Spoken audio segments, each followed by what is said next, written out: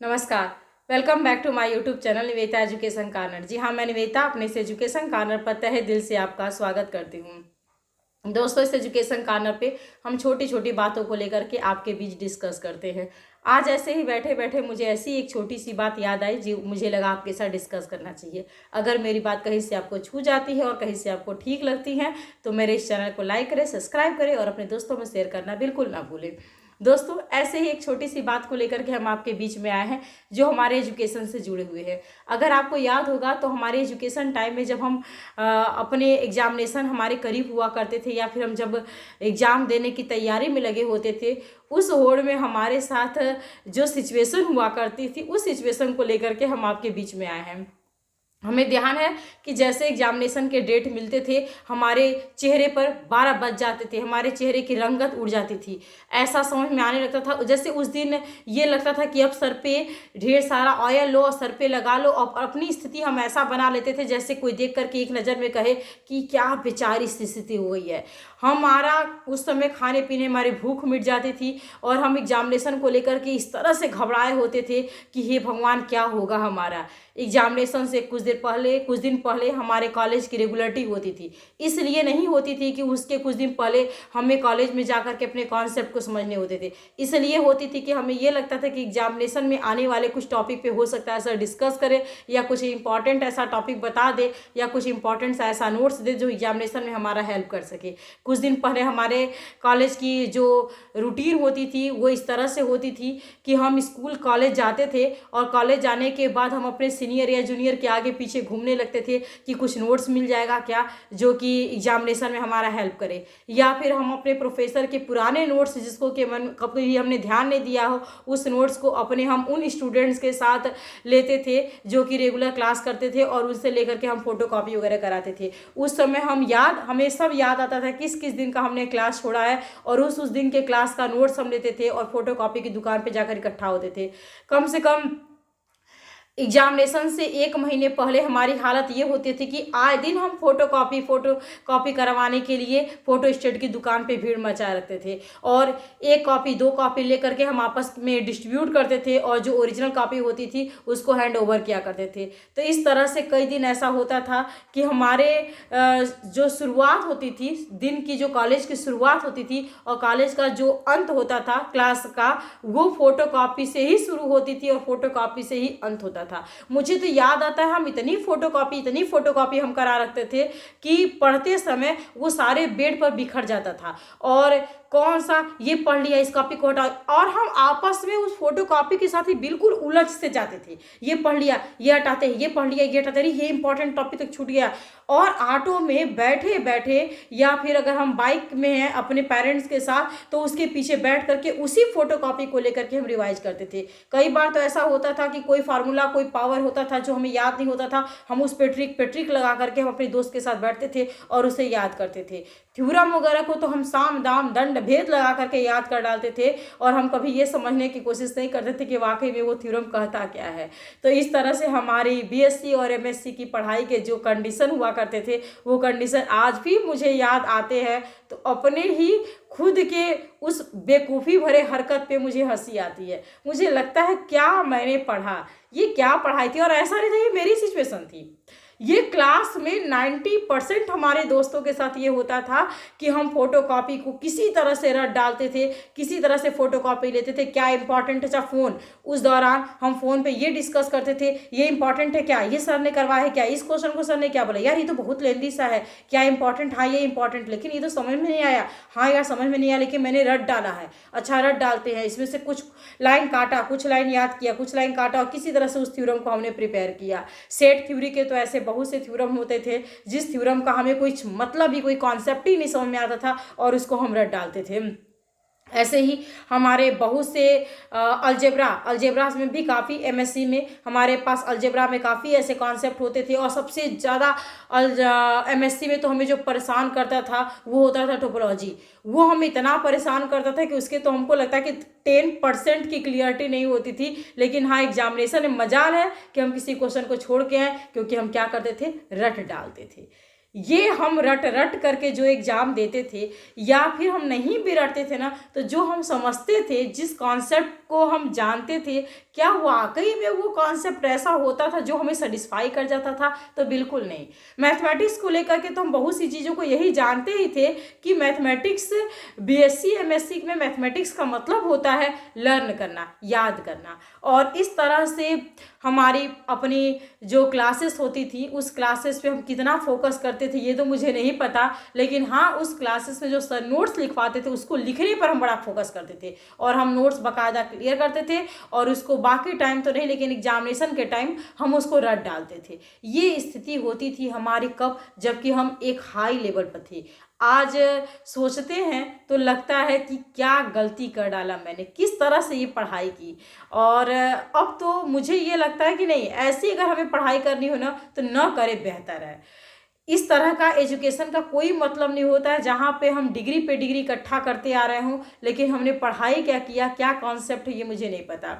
MSc करने के बाद मैं, जब मेरी शादी हुई, तो पहले जो कह सकते हैं कि एक बेहतर गुरु के तौर पे जो मेरे लाइफ में आए वो मेरे हस्बैंड थे। हम लोग का सेम सब्जेक्ट था, वो भी मैथमेटिक्स और फिजिक्स के स्टूडेंट्स रहे थे, उनका भी पोस्ट ग्रेजुएशन था, सेम सब्जेक्ट से था। लेकिन और हाँ, मेरिट वाइज वो हमसे कम रहे, उनका मेरिट हमारे कंपेयर में कम रहा। लेकिन आज भी मैं ये कह सकती हूँ कि उनका नॉलेज लेवल जो था, उनके पढ़ने का जो तौर तरीका था, वो मुझे बहुत कुछ सिखा दिया। सही तरीके से मुझे ये लगा कि मैंने अपने लाइफ में जो जो कहते हैं ना सच्चा गुरु पाना, मैंने अपने लाइफ में अपने हस्बैंड के रूप में पाया।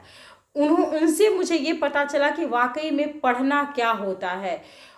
उनसे मैंने ये सीखा कि पढ़ाई इसलिए नहीं करते हैं कि हमें एक मुकाम पाना है, पढ़ाई हम इसलिए नहीं करते हैं कि हमें अपने डिग्री को इकट्ठा करना है या फिर हमारे रिजल्ट में देखने के लिए हमें अच्छी मेरिट मिले। हमें एजुकेशन इसलिए करना होता है क्योंकि वहाँ हमारा अपना खुद का एक लगाव, एक रुझान होता है, हम उसे सीखना चाहते हैं, हम उसे जानना चाहते हैं। मैंने पहली बार अपने हस्बैंड से जब ट्रिग्नोमेट्री के कॉन्सेप्ट को समझा तो मुझे लगा कि हम तो लाल बटे कक्का याद कर करके, अब पंडित बद्री प्रसाद हर हर बोले, याद करके सारे ट्रिग्नोमेट्री को चुटकी में सॉल्व कर देते थे। मैंने पहली बार जब उनसे साइन और कॉस के कॉन्सेप्ट को समझा तो हमें लगा कि यार साइन और कॉन्सेप्ट को तो हम लोग बड़े चुटकी में समझ लेते थे। ये कंडीशन थी।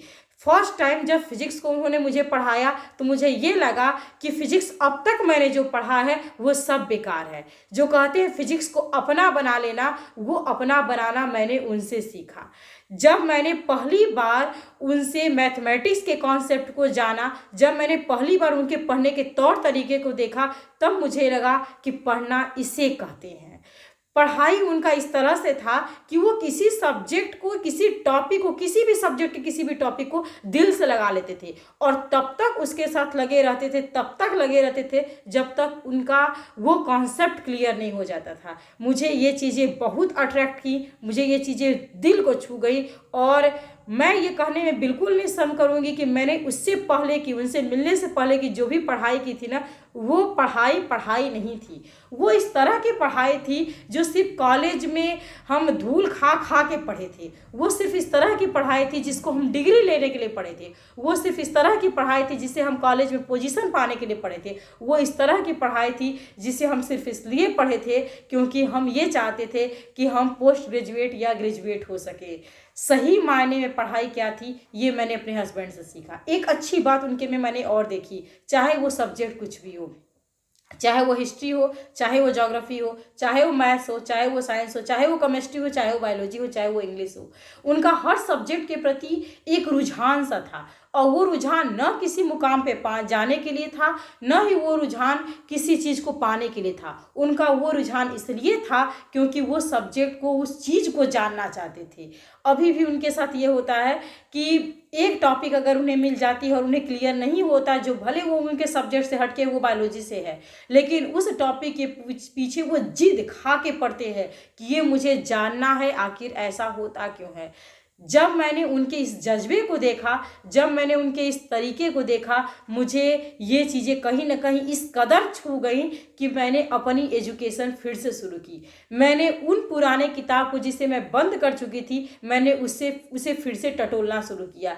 मैंने उन कॉन्सेप्ट को जिसे मैं पढ़ करके चुटकी में सॉल्व कर लेती थी, उस पर एक बार मैंने फिर से फोकस करना सीखा। वो कॉन्सेप्ट, जिस कॉन्सेप्ट को मैं पलक झपकते सॉल्व कर लेती थी, उसको मैंने फिर से एक बार टटोरना सीखा, क्योंकि ये कॉन्सेप्ट वाकई में क्या है ये जानने की होड़ मेरे अंदर तब बनी जब मैंने अपने हस्बैंड को पढ़ते, उनके पढ़ने के तौर तरीके को देखा। तो कहते हैं कि एक हस्बैंड वाइफ के बीच में कंपटीशन सी होती है। वाकई में मेरे हस्बैंड के बीच में कई बार ये होता है कि मैं आपसे आगे हूँ, आप हमसे आगे हैं, लेकिन आज मुझे इस प्लेटफॉर्म पर आ करके ये कहने में बिल्कुल हिचक नहीं हो रही होगी, बिल्कुल हिचक नहीं हो रही है कि नहीं, वो मुझसे बेस्ट थे, वो मेरे गुरु हैं और मैं उनसे सीखती हूँ। मैंने उनसे सीखा है कि वाकई में पढ़ना क्या होता है। मैंने उनके जज्बा, उनके लगाव, उनके रुझान और उनके पढ़ने के तौर तरीके को जब जाना ना, तो मैंने अपने इस जो कहते हैं ना सड़े गले जो पढ़ने के मेरे कॉन्सेप्ट थे, उसे मैंने अपने दिलो दिमाग से निकाला और मैंने तब जाना कि सब्जेक्ट को अपना बनाना पड़ता है। सब्जेक्ट इसलिए नहीं पढ़ना होता है कि वो सब्जेक्ट होता है, उससे दिल लगाना पड़ता है, उससे अपना बनाना होता है। और मैंने हर उस कॉन्सेप्ट को वापस से उसको खोना शुरू किया, जिस कॉन्सेप्ट को मैं बहुत पहले पढ़ चुकी थी, पढ़ा चुकी थी, उस कॉन्सेप्ट को फिर से मैंने टटोलना शुरू किया, क्योंकि मुझे ये लगता था कि नहीं, पढ़ाई में मैंने कहीं ना कहीं कोई ना कोई मिस्टेक की है। और आज भी जब मैं अपनी तरह पढ़ते किसी स्टूडेंट्स को देखती हूँ ना, तो मुझे लगता है कि वही गलती वो कर रहे हैं जो कभी मैंने किया था। मुझे इंटरमीडिएट में, मैंने शायद इस प्लेटफॉर्म पे इस बात का जिक्र भी किया था कि इंटरमीडिएट में टेलीविज़न वगैरह ऐसे कुछ टॉपिक हुआ करते थे जिसे मैं रट करके एग्जामिनेशन में उसको लिखी थी। और उस किसी भी टॉपिक को वापस से रिमाइंड करने की कोशिश मैंने तब की जब मैं अपने हस्बैंड से मिली, जब मुझे ये लगा कि नहीं, एजुकेशन का मतलब कहीं से ये नहीं होता है कि हम चीज़ों को समझ लें, याद कर लें, पढ़ लें और हम जा करके अपने कॉपी पर लिख लें।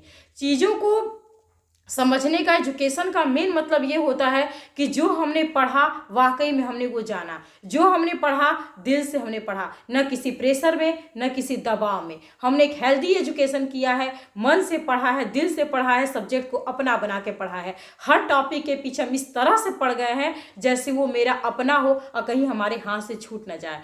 हम हर एक टॉपिक को इस तरह से जानने की कोशिश करें जैसे उसे जानने पर हम बहुत खुश हो रहे हो, जैसे उसे जान करके हमारे अंदर की खुशी चारगुनी हो गई हो। हम किसी चीज को जानने की इस तरह से जिद पकड़ ले, इस तरह से जिद पकड़ ले कि वो हमसे छूट के ना जाए। हम न किसी चीज को रटें, न किसी चीज को एग्जामिनेशन के लिए पढ़ें, न किसी चीज को कैरियर के लिए पढ़ें। हम किसी चीज को इसलिए पढ़ें कि उसे हमें जानना है। और मैं शुक्रगुजार हूँ एक अच्छे गुरु के रूप में अपने हस्बैंड को पा करके।